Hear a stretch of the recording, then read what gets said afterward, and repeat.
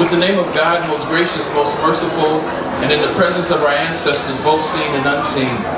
Ladies and gentlemen, before explaining libations and pouring libations, I'd like to make a presentation. Last week I was 11,000 feet above sea level in the Rockies with the highest ranking Akan priestess in this country, as well as 20 other high priests and priestesses of various African traditional religions. And we had an opportunity to pray and bless some hawk feathers.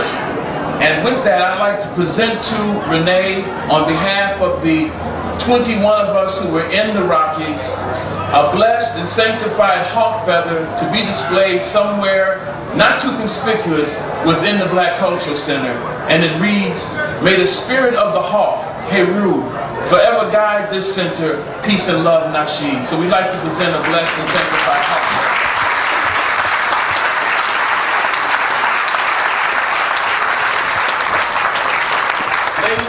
There's a saying, it's upon the shoulders of Mother Earth that this great culture center stands. Amongst our ancestors and traditional people, we understood that death was not the end, but death was only a transition. That the bonds you make in this life are not destroyed by time and space. All of us have relatives in other states and other lands. And because we have not seen them in weeks, so you either write them a letter, think of them, or pick up the phone and call. Well, amongst our ancestors, we knew that death was not the end.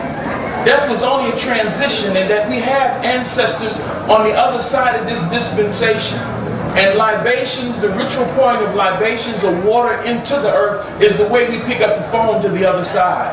The way we pick up the phone to let grandmama know, grandmama, you still in my heart, and I still love you. The way we let that son or that daughter know that, baby, you still with me, and I love you. We pour water to you. We pour cool water. We ask that peace and harmony go with your journey. And that's what we will do today. We will pour libations into Mother Earth and ask her, and ask the spirits, and ask the great Creator to bring and allow our ancestors to continue to guide our lives. So with you, if you will endure me, I want to come to the center there, and I'd like to pour libations there.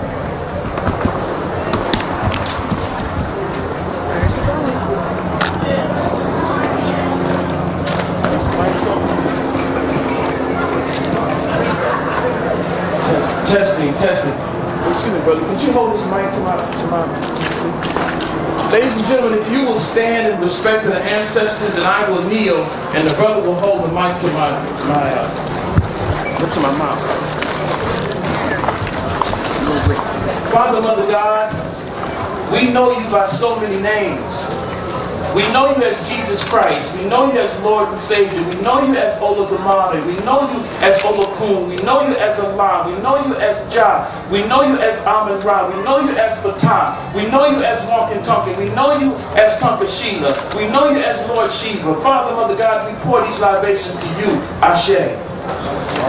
We pour these libations to the first male and female principal that stood up in the Aldevite Gorge and began to navigate 4,160 miles of the Nile, giving birth to civilization in Ethiopia and Egypt. Ashe. We pour these libations to those noble souls that circumnavigated 24,896 miles around the earth, giving knowledge and wisdom wherever they went. We pour libations to them. Ashe. We pour libations to those Africans who were captured in Central Africa and marched from Central Africa to the west coast of Africa, held in slave dungeons for up to a year. We pour these libations to them for their faith, determination, and tenacity. Ashe.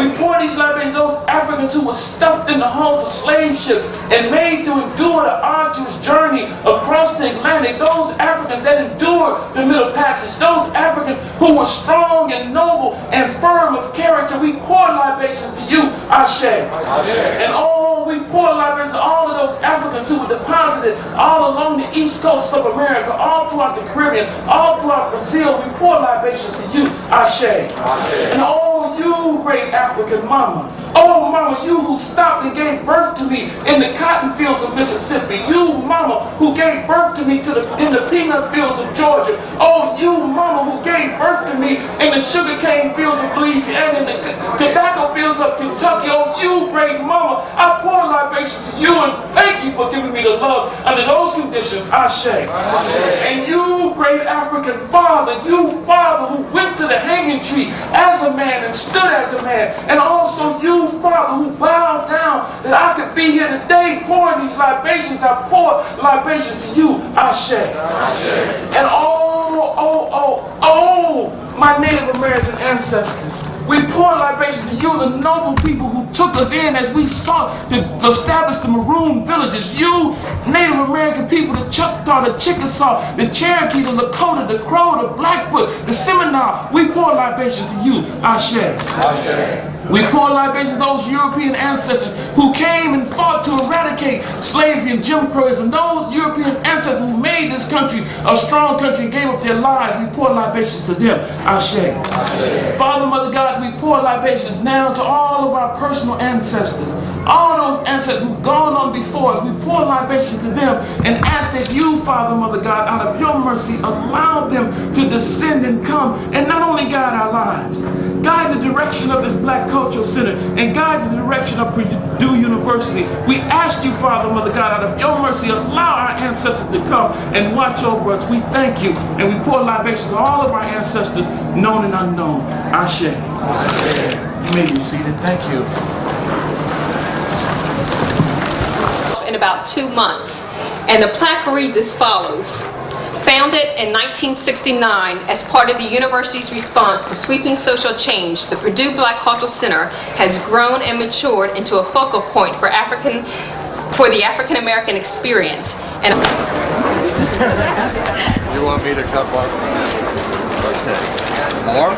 Yeah. And you can keep the ribbons as souvenirs. I've done so much of this, and I'm breaking down. thank you. In your book. Thank you.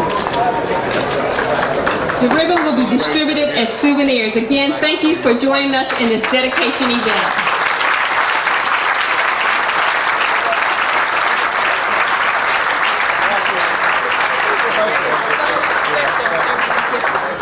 Well, you know, not many here have actually done a cook 2.5 years.